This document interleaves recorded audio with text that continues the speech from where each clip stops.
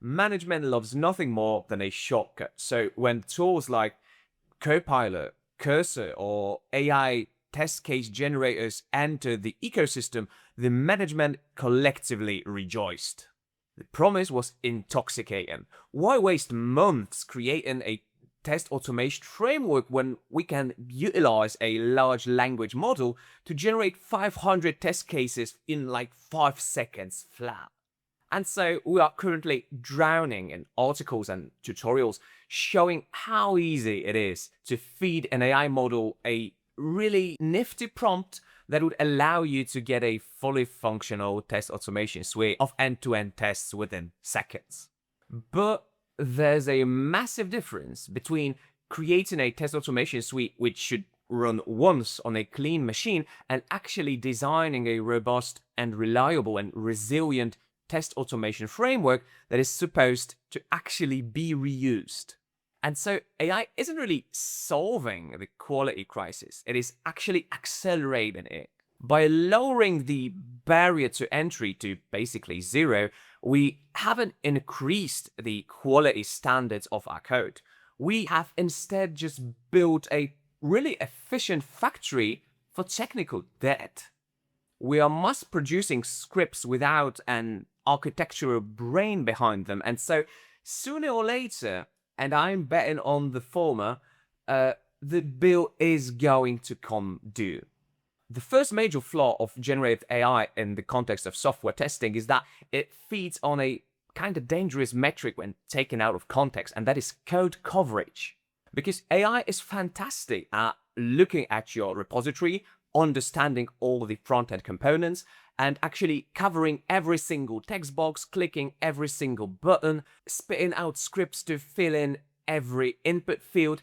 It's really good at that, but because of that, it creates what I call a green screen delusion. Because what happens if you decide to go down that route is your dashboard is perfectly green. Your pipeline says 90% or up code coverage. The management is ecstatic because the dashboard looks really pretty, but at the same time, this is all a very superficial cosmetic safety net. Because AI-generated tests are inherently literal. So they are very good at validating what exactly the current implementation does rather than what the business logic actually entails and requires.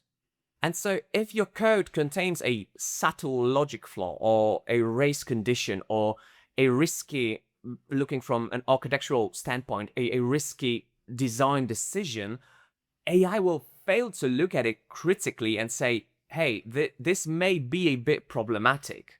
It will simply write a test to codify exactly that behavior. It may even treat that flaw as expected behavior so that everything is passing. So it effectively automates your technical debt, and what's even worse, it turns your bugs into permanent documented features, giving you a false sense of security until inevitably everything blows up in production.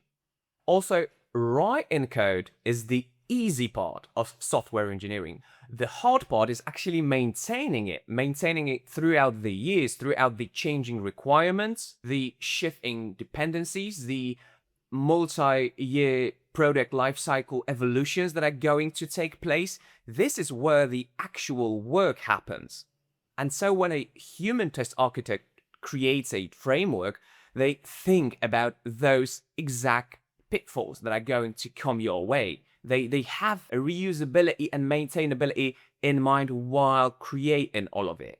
They build abstract layers. They isolate component behaviors. They think about how to minimize the impact of future UI changes. So in the end, they write 50 very specialized and highly maintainable test cases that are future-proof as much as they can be, of course.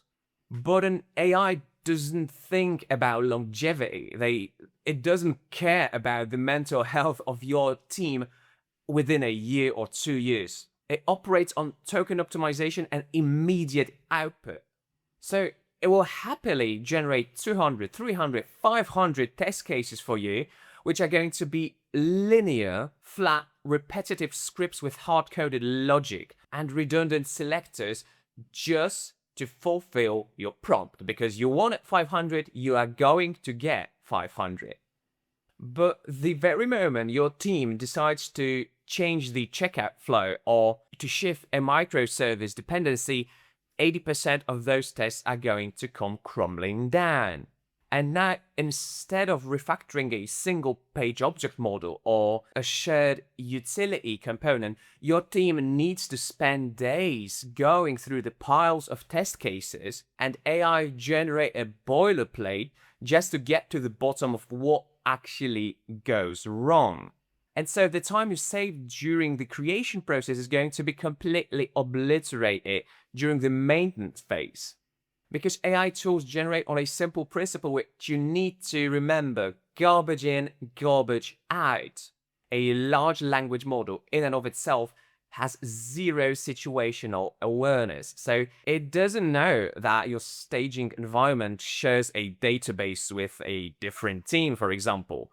It doesn't know that a specific payment gateway kind of tends to lag during the peak hours. And it doesn't understand your data reset strategy also.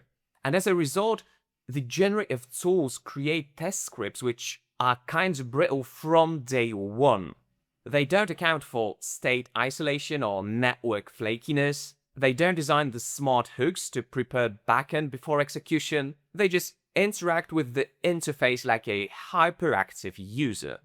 And as a consequence, when you inject these thousands of AI-generated lines into a volatile enterprise environment, you are going to get an explosion of flaky tests. The engineering team stops trusting the builds, the product owner starts ignoring the failures, and everyone just comes to this silent agreement that, yeah, we have the automation suite, but it's not to be trusted, at least not to any extreme extent. And then the entire pipeline basically becomes useless. So does that mean we should ban AI from our workflows? No, of course not. The models are really good and are getting better every day. And trying to ignore that in 2026 is just being needlessly stubborn. But we need to radically change how we look at these tools. AI is not an architect, a senior engineer, and all the other roles packed into one. AI is a kind of competent junior engineer that is really efficient at its job. We can also say that it's a boilerplate machine, because as senior quality professionals, we no longer need to rely on memorizing the syntax or memorizing where to find the syntax all the time. We no longer have our value anchored in our knowledge of syntactic options. Our job has officially shifted to being context curators and architectural gates.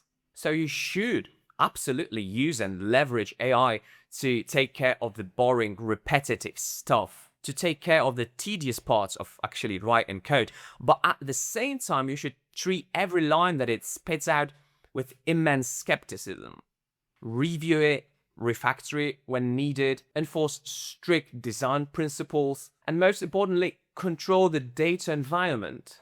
Because if you don't control the underlying architecture, AI won't magically save your product. It will just make it way more efficient for it to sink to the bottom. So absolutely, use AI, but at the same time, remember to keep your instincts sharp. And remember to keep on rocking.